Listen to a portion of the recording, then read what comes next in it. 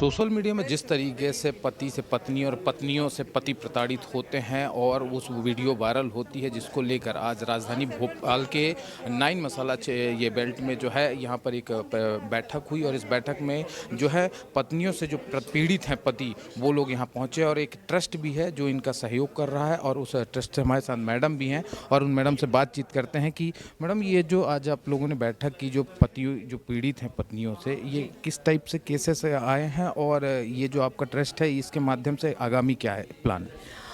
ये माध्यम से किस माध्यम से आए हैं, मैं हमेशा से क्राइम के अगेंस्ट लड़ी हूँ। तो मुझे तो बहुत सारे मामले वैसे अब न्यूज़पेपर से भी पता चल जाते हैं, आजकल आप ही लोगों के थ्रू सब पता चल जाते हैं, मगर थानों से भी मिल जाते हैं। और हम सबसे पहले जुडिशरी से गुहार लगा रहे हैं और हम जुडिशरी में काम कर रहे हैं। हम सबसे पहले मामलों को खारिज करवाने की कोशिश कर रहे हैं। अब ऐसे कौन कौन से और केस आए हैं जो कि ज़्यादा प्रताड़ित लग रहे हैं अभी के? एक केस आया है जिसके ब्रदर ने आत्महत्या कर ली, इंदौर से आया है वो। दूसरा मामला एक है, वो बेचारा ब्लाइंड है, उसके अगेंस्ट घरेलू हिंसा लगा दी। ये बिल्कुल टोटल फर्जी मामले हैं, इनमें जान चली गई एक केस में, दूसरे में जा सकती है। तो इनके जो परिवार वाले हैं, वो परिवार वालों का क्या कहना है? परिवार वाले बहुत साथ में परेशान हैं। उनके परिवार जो हमारे ब्लाइंड पीड़ित हैं, उनके साथ उनके फादर लगे हुए हैं चारों तरफ। उनको उत्तर प्रदेश में मामला दर्ज हुआ है, उत्तर प्रदेश ले जाते हैं उसके फादर उसको। और भी हमारे साथ लोग हैं यहाँ पर, जैसे कि सर हैं, मैडम हैं, इन लोगों से भी जानते हैं हम कि ये लोग यहाँ पहुँचे जो हैं, तो ये क्या इनकी समस्या है ना, और जानते हैं कि क्या इनकी आप यहाँ पहुँची हैं जो बैठक में, और सर भी आए हुए हैं। सर, क्या मामला है कि आप लोग यहाँ जो बैठक में आए हैं, ये जो पति पीड़ितों का जो मामला है, इसमें क्या आपकी क्या समस्या थी? मैं है ना 2020 से मेरा घरेलू हिंसा और मेंटेनेंस का केस लगा हुआ है ना, तो उसी के लिए हम आए हैं कि भाई हमारा केस पूरा ख़त्म हो जाए। अब हम बहुत परेशान हो गए हैं, बार बार कोर्ट के चक्कर काटते काटते। कहाँ के रहने वाले और क्या नाम है? भोपाल हो, मेरा नाम सुमित दिलोरी है। ये आपका जो केस है कब का है? ये 2020 का। आपकी सुनवाई नहीं हो रही?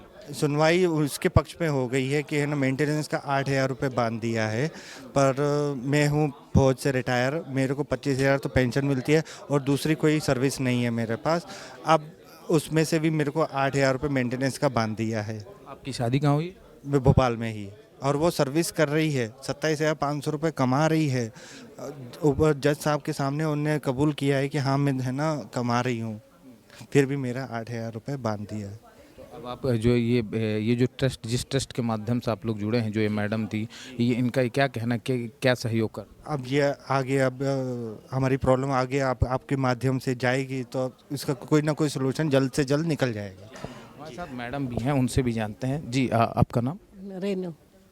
आप जो यहाँ पहुँची इस बैठक में, क्या समस्या थी? बस हम समाधान चाहते हैं जल्दी से। मामला क्या है? वो बेटे तो ही है मेरे। अच्छा, ये जो आपके बेटे हैं, ये जो फौज से रिटायर हुए हैं, और जो बहू है वो सर्विस में सर्विस कर रही है। तो बहू का क्या कहना है? बहू रहना नहीं चाहती, बोलती पैसा दो, मैं मेरे नाम कर दो। अब तो आना ही नहीं चाहती। तो डिवोर्स हो गया है कि नहीं हुआ अभी, 20 साल 2020 से चल ही रहा है। मतलब डिवोर्स अभी नहीं हुआ है, लेकिन वो कह रही कि साथ में नहीं रहना चाहती। साथ में रहना ही नहीं चाहती, जज साहब के सामने बोल दिया उसने। अच्छा, तो अब आप क्या चाहते हैं? हम चाहते हैं बस फ्री हो जाए बच्चा हमारा। उनको तो 8,000 रुपये महीना देने का बोला है ना, तो अभी हमने हाई तो उधर चला दिया ना जबलपुर में, अभी दिया नहीं है पैसा हमने, पर वो सर्विस कर रही है ना। कुल मिला के जो है बहुत से ऐसे केसेस हैं जो पत्नियों से प्रताड़ित हैं, और कहीं ना कहीं जो है यहाँ पे और भी ऐसे लोग हैं जो यहाँ पहुँचे हुए हैं, और उन लोगों से और भाई लोगों से भी जानेंगे कि आप यहाँ पर पहुँचे हैं, ये जो बैठक थी पत्नियों से पीड़ित, आपका कुछ मामला? मेरा भी वही मामला है जैसे लोगों का है। क्या मामला? 2007 में मेरी शादी हुई थी, तब से वसूली का कार्यक्रम चल रहा था। कहाँ हुई शादी? भोपाल में हुई थी। हाँ, फिर पूरी कहानी बताएं। 2007 में मेरी शादी हुई थी भोपाल में। जिनके यहाँ शादी हुई वो पुलिस वाली फैमिली है, अब तो सब रिटायर्ड हैं। मेरा ससुर भी पुलिस से रिटायर्ड डीएसपी कैलाश शर्मा, उसका भाई ब्रजभूषण शर्मा वो भी रिटायर्ड डीएसपी है, और Harish Sharma retired DSP crime, Ashoka Garden थाने में बहुत सालों तक जो टीआई रहा है। तो बहुत नामी गिरामी पुलिस वाला रहा है भोपाल में, तो मेरा चाचा ससुर रहा है। तो ऐसे परिवार में मेरी शादी हुई थी। तो 2007 से ही मेरे पे दबाव था कि शादी होते ही कि शादी से पहले तुम्हारे पास कितने पैसे थे, संपत्ति कितनी थी। फिर इनके पुलिस वालों का हालचाल मैं समझ गया था, तो फिर मेरे पे वसूली का दबाव था, मैं देता गया। इसी कॉन्सेप्ट में मैं अच्छी नौकरी करता था। तो 2009 में Kolar road fine Avenue D mart के सामने में, जहाँ मेरा ससुराल है, ससुराल के बगल में एक घर खरीद के दिया मेरी वाइफ के नाम पे। मतलब फाइनेंस में था, उसने फाइनेंस क्लियर करा दिया। उसके बाद जो भी कमाई होती थी मेरे वाइफ के नाम पे एफडी बनती गई। ऐसा 1.5-2 करोड़ उसके पास है। मेरा ये घर है, 1.5-2 करोड़ है। और साथ में कलकत्ता में एक घर है जिसमें वो आधी, उसमें भी मालिकाना हक उसका EMI में पटाता हूँ। सन 2019 में मेरी आर्थिक स्थिति थोड़ी ख़राब हुई, तो मैं इनकी मांगों को पूरा नहीं कर पाया। तो सन 2019 में ही इन्होंने मेरे पर दहेज प्रताड़ना, मारपीट और भी केस लगा दिए सब। अब मारपीट का सोचिए, DSP क्राइम हरीश शर्मा, नामी गिरामी आदमी, 6.5-7 फुट का आदमी, और इतने पुलिस वाले, इनको मैं कैसे मार सकता था। फर्जी मामले उन्होंने लगा दिए। कोलार थाने में, नयापुरा कोलार थाने में 1193/19 और 1194/19, एक रात को लगा, एक सुबह FIR लग गए। इधर लोगों को देखो FIR लगाने के लिए चप्पलें घिस रहे, FIR नहीं होती। मेरी एक के पीछे एक, सेम मामले में तो FIR हो रहा था पुलिसिया प्रभाव से। तो तत्कालीन वहाँ पे जो थाना अध्यक्ष था, उपाध्याय जी थे शायद, उनसे मैंने पूछा कि भाई इतना FIR क्यों लिख रहे हो, मैंने तो कुछ किया नहीं, मारपीट मेरे साथ हुआ बोले।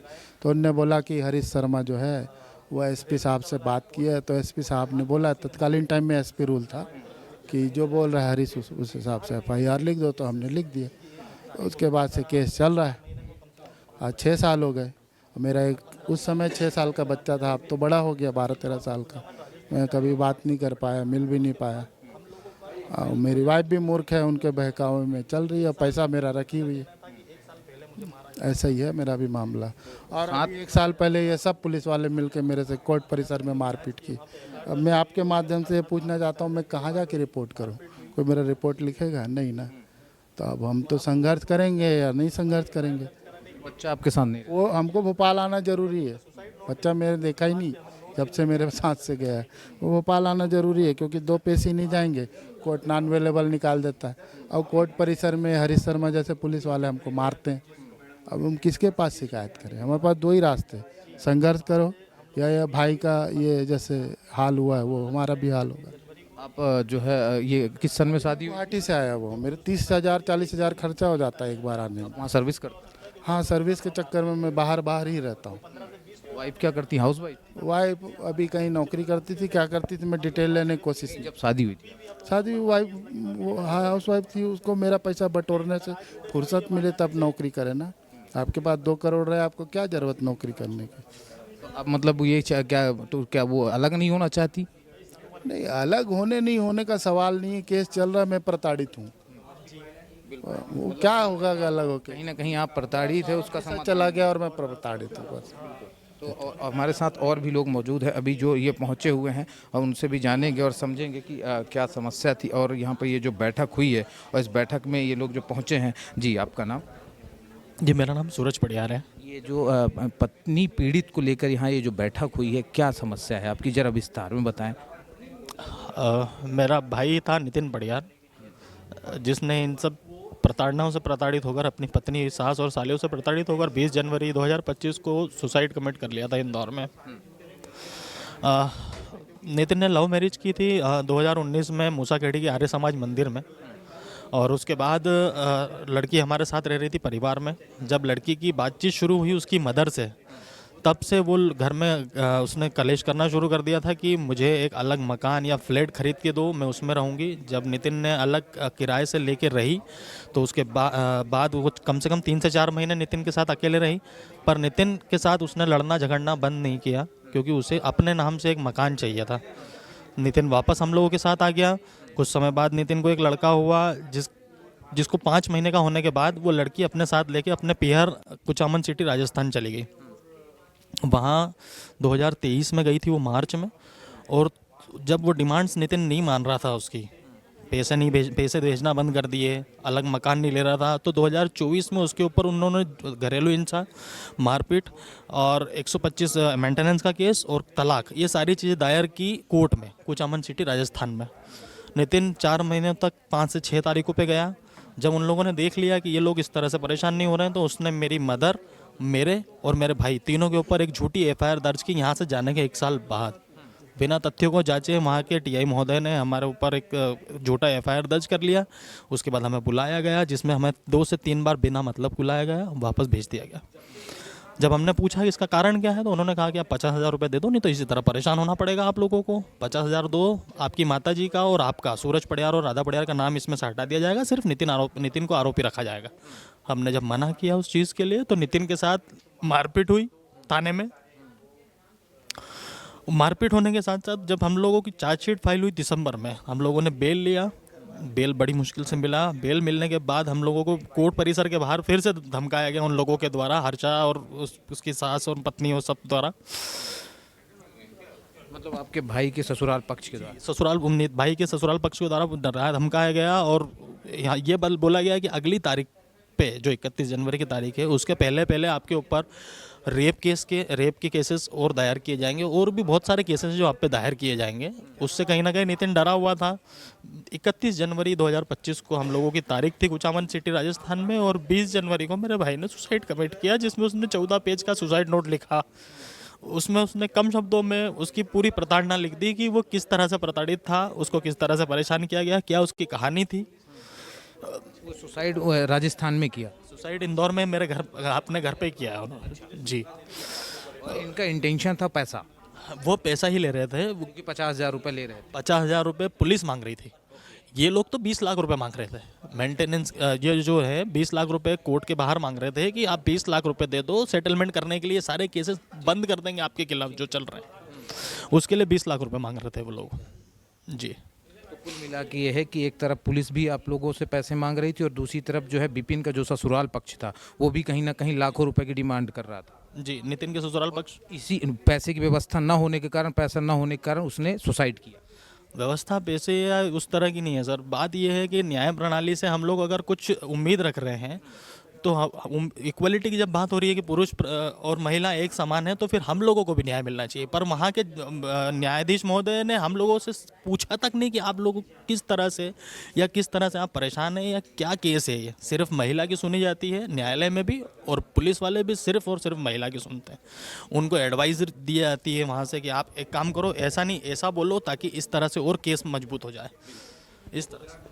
बिल्कुल। तो ये आपने देखा कि जिस तरीके की इन लोगों की समस्या है कि ये प्रताड़ित भी हो रहे हैं, और इनकी जो आपने समस्या सुनी, और इसी समस्या से जुड़े हुए ये जो बैठक है, बैठक में यहाँ के जो अधिवक्ता हैं हमारे साथ पांडे जी है। पांडे जी से जानते हैं कि पांडे जी क्या कुछ मामला, ये जिस तरीके की बैठकें हो रही हैं और ये जो पीड़ित पत्नियों से पीड़ित होकर यहाँ पहुँचे हैं, ये किस टाइप के और भी ऐसे केसेस है? चूँकि जिस तरीके से हम सुन रहे हैं कि दहेज प्रताड़ना या कि मेंटेनेंस का खर्च देना, तो ऐसे कई केसेस है। आप यहाँ स्वतः मौजूद थे, क्या है पूरा मामला?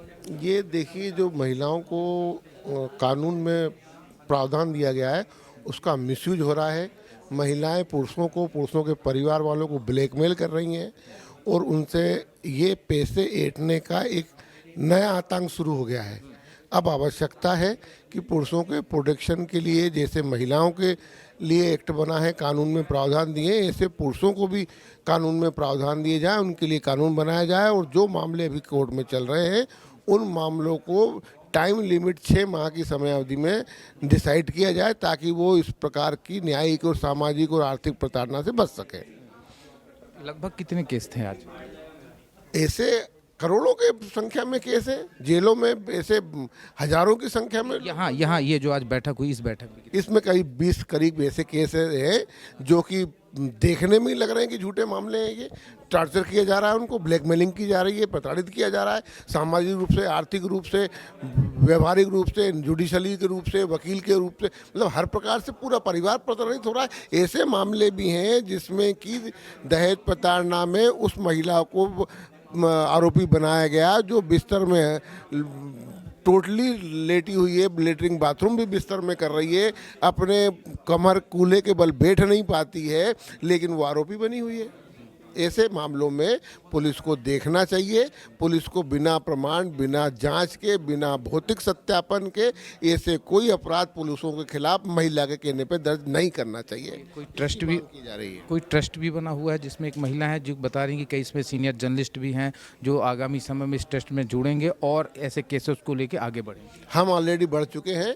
हम सुप्रीम कोर्ट, हाई कोर्ट में रिट पिटीशन फाइल कर रहे हैं कि ऐसे मामलों को तत्काल निपटाया जाए और ऐसी एफआईआरों को तत्काल रोका जाए। ये काम हम इस संस्था के द्वारा कर रहे हैं। तो आपने देखा कि जिस तरीके से यहाँ पर जो है कहीं ना कहीं हमारे साथ एक जो है कि शूरदास जी भी हैं, वो भी कहीं ना कहीं प्रताड़ित हैं। आइए उनसे भी जानते हैं। क्या नाम है आपका? आफ्ताब अली सर। आप कहाँ से हैं और आपकी क्या समस्या है? मैं सर भोपाल से हूँ और समस्या ये है कि सर मैं 2019 से झूठे मुकदमे जो हैं उनको मैं जूझ रहा हूँ उससे, और मेरे जो झूठे मुकदमे हैं वो उत्तर प्रदेश अलीगढ़ में है। बार बार मुझे उसके लिए मतलब जाना आना पड़ता है, वकील की फ़ीस, और जब मुकदमे लगे थे इस आरंभ में तो मुझे उसके लिए बेल भी लेना पड़ा, जबकि मुझे मतलब मेरी कोई गलती भी नहीं है। उसके बाद भी मुझे ऐसा फील होता था और कई बार होता है कि क्या सबसे मतलब मैं ही बुरा आदमी हूँ क्या, पर मेरे में मुझे गलती भी नहीं नज़र आ रही है और मैं उसको वो भी नहीं कर पाता। बल्कि इस दौरान में कई बार बहुत ज़्यादा हतोत्साहित भी हो गया था। एक बार कोविड के समय तो मेरा मतलब एकदम मानसिक रूप से बहुत मतलब हो गया था। मुझे आप ये बताइए कि जो आपका मामला है वो मामला है क्या? परिवार से रिलेटेड, पत्नी से रिलेटेड, क्या है पूरा मामला? पहले मामला बताइए। जी, मामला मेरा ये है सर कि 2017 में मेरी मैरिज हुई थी और 2018 में जब से मेरी जॉब लगी उसके बाद से जो मेरी वाइफ और उनके घर वाले मेरे पे प्रेशर बनाने लगे कि आप फैमिली को छोड़ के अलग हो जाओ, और जब भी हम लेने जाते तो वो आती भी नहीं। मई 2019 से मेरे घर से नहीं है वो, और उसके बीच में हम लेने भी गए सारी चीज़ें की, लेकिन वो अल्टीमेटली नहीं आती थी। शादी कहाँ हुई आप? शादी अलीगढ़ उत्तर प्रदेश में ही हुई है। भोपाल से हो? जी। ठीक है, फिर आगे क्या हुआ? उसके बाद जब ये प्रेशर बनाने लगे और हम उनको लाने के बीच में कोशिश करते रहे, इस बीच में इन्होंने हमारे ऊपर पहले गोधरा गुजरात से मामला दायर किया एक नई कहानी के साथ, टोटल नई कहानी थी वो भी। और उसके बाद जब वहाँ पे हम फेस करते रहे, वहाँ पे जब एक मेंटेनेंस का केस हमने सुप्रीम कोर्ट में ट्रांसफर पिटीशन डाला उसके बाद फिर उस मुकदमे को, इस बीच में हमारा 125 यहाँ पर भी चल रहा था अलीगढ़ में, एक और लगा दिया था इन्होंने अलीगढ़ में जो अभी चल रहा है, और एक गुजरात में भी चल रहा था। दोनों जगह हम लड़ रहे थे। तो हमने, चूँकि गुजरात से हमारा कोई तालमेल भी नहीं है और वहाँ की जो दूसरी प्रॉब्लम थी, भाषा से संबंधित प्रॉब्लम थी और भी थी, मतलब कम्युनिकेशन वगैरह में भी, तो हमने ट्रांसफ़र पहले वहाँ का डाला कि शायद सुप्रीम कोर्ट हमें भोपाल में ट्रांसफ़र दे दे, लेकिन उससे पहले ही उन्होंने वो केस वापस ले लिया और मुकदमा फिर उन्होंने यहाँ डाल दिया। यहाँ तो चल ही रहा था पहले से 125 का, मतलब इस पे ज़्यादा फोकस करने लग गए फिर। और यहाँ जो इन्होंने कहानी ली है सितंबर 2019 की कहानी ली है, 14 सितंबर 2019 की, जबकि उस दिन हम भोपाल में थे, अपने अपने काम में बिजी भी थे, और उसके बावजूद भी वो सारे मुकदमे हमें अभी तक वो करने पड़ रहे हैं। हमने सारे साक्ष्य प्रेजेंट किए हैं, सब कुछ किया है, लेकिन उसके बावजूद भी। पत्नी और पत्नी के घर परिवार वाले क्या चाहते हैं? चाहते हैं अल्टीमेटली यही है, क्योंकि अब रिश्ते इतने ख़राब हो गए हैं कि रिवर्सिबल तो होगा नहीं, और मुस्लिम रीति रिवाज से हमारा काजियात के थ्रू तलाक भी हो गया है 2021 में, लेकिन डिमांड उनकी बस मनी की रहती है अल्टीमेटली कि इतना पैसे की मांग? पैसा खुल के अभी उन्होंने क्लियर नहीं किया, एकदम वो खुल के भी क्लियर नहीं कर रहे हैं, लेकिन चीज़ें आ रही हैं इधर से। मतलब कहीं ना कहीं आपको भी एक तरीके से पैसे की डिमांड की जा रही है? जी जी, वो कि पैसा दो और मामले को सॉर्ट आउट करो। हाँ, और सिर्फ ये एक जगह से नहीं होता, ये हर जगह पे है। चाहे हम किसी भी लेवल की बात करें, सिर्फ इन्हीं की बात नहीं है, कहीं भी मामला जाता है, अरे जब हम कहीं जाते भी हैं तो वहाँ पर बात यही आती है कि अरे बंदा क्या करता है, सबसे पहले यही देखा जाता है, और उसके बाद मतलब वो इकोनॉमिकल स्थिति के बेसिस पे वो ट्रीट किया जाता है। भोपाल में कहाँ रहते हैं? भोपाल में मैं सर बैरिसिया रोड पे इधर। क्या करते हैं आप? मैं बैंक में हूँ सर। कौन से बैंक में? कौन से बैंक में, ये तो सर अभी वो मत लीजिए। नहीं बता सकते, कोई बात नहीं, लेकिन आप मतलब सर्विस में? जी। जो वाइफ है वो सर्विस में थी? नहीं सर, हाउस वाइफ थी। हाँ। लेकिन अब ये है कुल मिला के कि आपका जो मामला है वो कई अदालतों में चल रहा है, लेकिन उनका अल्टीमेटम है कि मनी, हाँ, पैसा दो और मामला सॉर्ट आउट करो। जी।